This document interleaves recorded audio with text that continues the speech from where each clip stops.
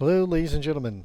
We're going to be starting our review here on how you could play Avalon Lords to give you a quick start on economics and creating a new match. So we're going to get started here and just jump right into a game here. Um, First, I'm going to show you quickly what it looks like when you do create a game.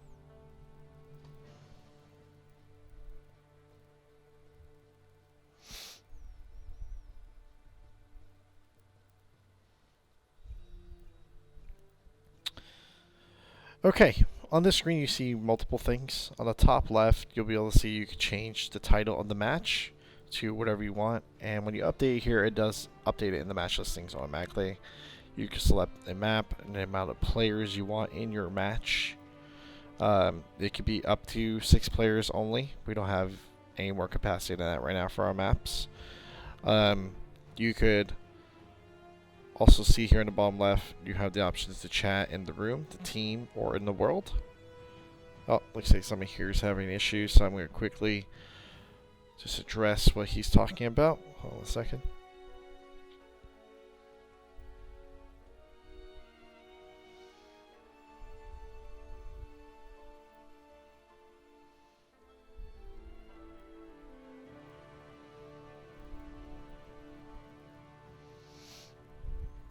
Okay, well, you can see you can swap between empty slots if you want to, whichever one you want. You can also swap players, but we'll get to that in a minute. You could check off this box. CPU controls the empty nations, allow you to fill in empty CPUs to play with you.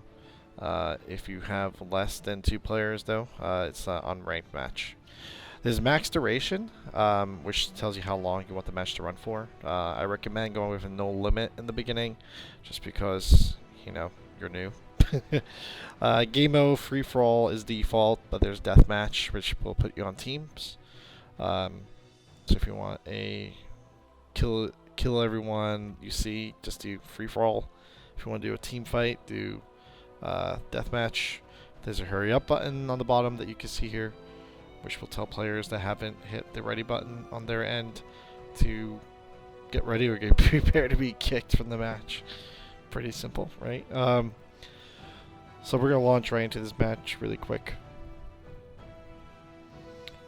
Everyone gets a preloader. It helps us make sure everyone starts at the same time. Everyone has different pings, so everyone has different start times. So, when you start off in the match, there's a couple of things that you need to be observant that you need to do right off the bat. And, there is a fog war in place, so you can't just see wherever you want. You will have to scout. So, on the bottom left, so you're over the GUI here, you have a map at top left, chat bottom left. You can collapse those by clicking the titles. Pretty simple. On the top right, you do have your resource bar. You have your population cap, tells you how many troops you can produce. You, such as peasants. You have your food cap, your gold. You have your iron ore, your stone, and your wood. So these are all what's in your storage capacity right now. When you start the game off, you want to build some peasants, and you can see here how much a peasant costs. It costs 1 food, 20 gold, 5 iron, and 1 population. So we're going to build a couple of these guys because they're basically the backbone of your kingdom, and you're going to need them to build everything. On the left side of the screen, you saw the countdown happening with the little time box. It's basically your queue. It tells you how long it will take for those troops to be built. I'll show you this next time, but if you click on those queues individually, you could cancel a troop from being built. Once you have your peasants built, you can go ahead and build some structures. In this case, we're going to build some houses because our population cap is pretty low now. By default, you go through the build list and click on an individual house and click build, and then place it down wherever you want. I'll show you in a second that you don't have to do that, but you can manually just do this every single time. By default, it's going to choose the closest peasant to build that structure automatically, if they're available.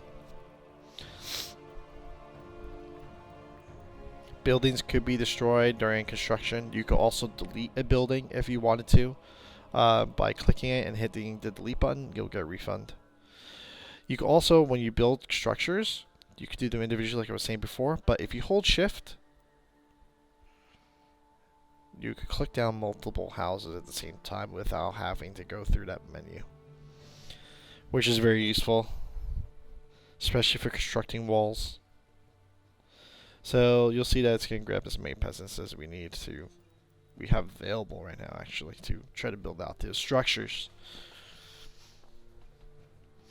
You see we're kind of out wood, but we should get some from tax. Very short. There we go. Next thing, since I'm out of wood, I'm going to build a sawmill. You will need sawmills. Sawmills is a structure that is required to gather wood, so you want to build this. Quick note, if you do build a peasant, or you use a peasant to build that sawmill, it's going to automatically start mining that resource. So if it's a sawmill, for instance, and they finish building it, they're merely going to go find a tree and collect wood from it. Gonna build some more peasants here. Our pop cap is pretty high, so let's build some more. I did mute out the game sound effects for this just so that you hear me clearly. I will have some background music, but that's it. Since I have my sawmill being built now, I think it's a good time to try to construct a mine. But since I don't have enough wood, I was going to start with the farm. I'm going to need to get my food resource output higher. And I'm just going to explain a little bit that we do have a taxation and starvation system. It's not finessed yet, but basically if your troops start to starve, and that food number goes negative, they will start to die, which is not good for your army. And this is probably more related to the MMO version of the game. I'm going to build some mines. So you're going to need a mine per ore pile. That's pretty important to know. So you can't have one mine and it being used for two different piles. That mine will be directly correlated just for that ore. Really important. Ore does run out, so they're gonna have to find a new pile after a certain amount of resources are used from it. You can also add more peasants to any pile that's being farmed by simply clicking the peasant. When you hover over the resource you want to collect, it'll turn into a pickaxe. You just right click that and they just go right ahead and start collecting that resource.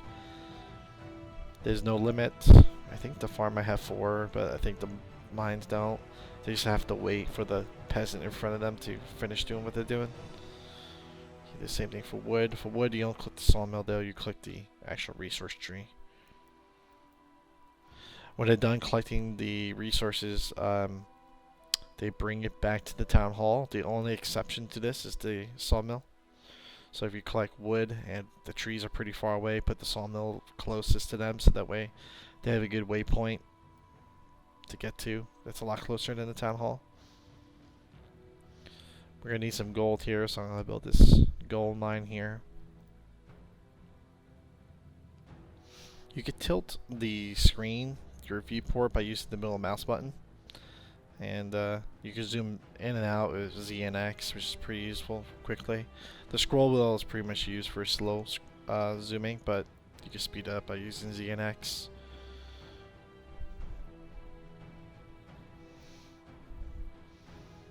The fog of war will decay, just so you know. We have it so you can see through it and see basic stuff like resources. But if your troops are no longer there, it will decay. So it will turn to transparent black again. You won't be able to see through it no more. Which sort of makes sense, unless you have some magical ability I don't know about. You know what, we're going to need some iron. Gonna put some more peasants out. They're all busy right now. We do have a 46 population cap. We could definitely use more troops. Alright, everything's going. Keep in mind this is the pre-alpha build, so things will change. This tutorial will probably get pretty much outdated very quickly, but so let's go through this. Let's have this guy here ask me if peasants wander at all. They do wander. Keep an eye on them. Sometimes they're looking for trees. Just reroute them to a tree that's close to you. You just click them, right click it, close your tree. So just keep that in mind.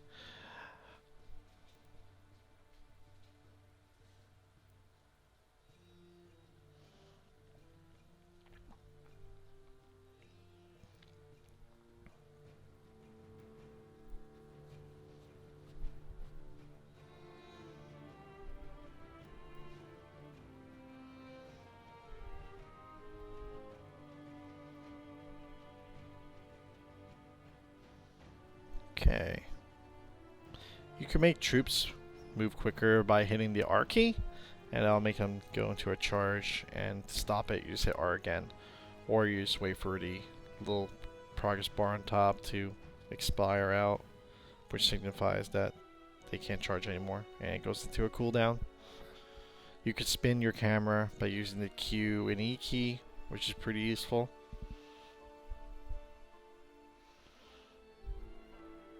Yeah, send these guys over here. It's pretty far away, that resource pile. Alright, I think it's time to build some troops. I think I'm going to start doing that. Build the barracks.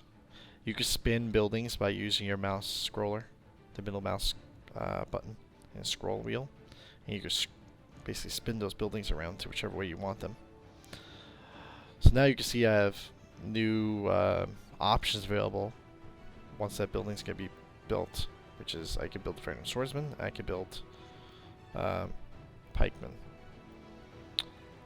If you notice the farm disappearing, it's because it ran out of resources, so we have to rebuild it. We're probably going to do a better way of handling that. For now, that's what it does. It's pre-alpha.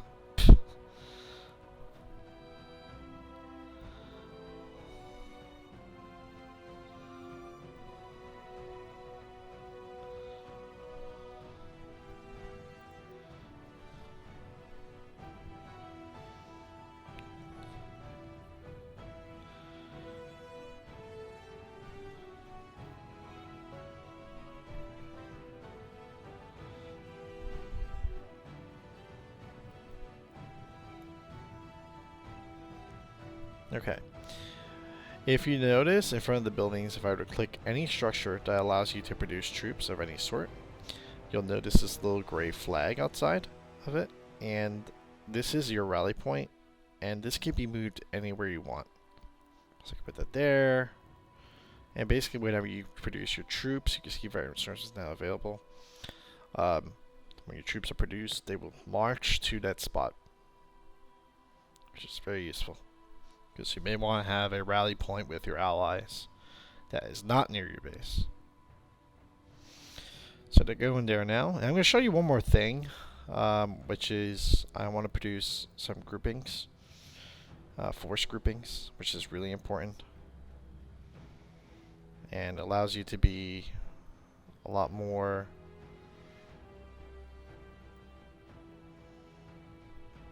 specific on the battlefield when it comes to large amount of squads.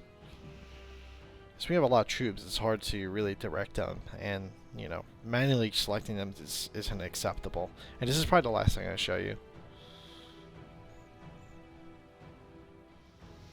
So I'm going to move these guys here, and by using the shift key plus a number, I can assign them to a group. So I'm going to do the 1 key for these guys. So every time I hit 1, it's going to select them. I'm going to do the same thing for these guys, but I'm going to use the 2 key. So shift plus 2. Now if I hit 1, it selects them. If I use 2, it selects them.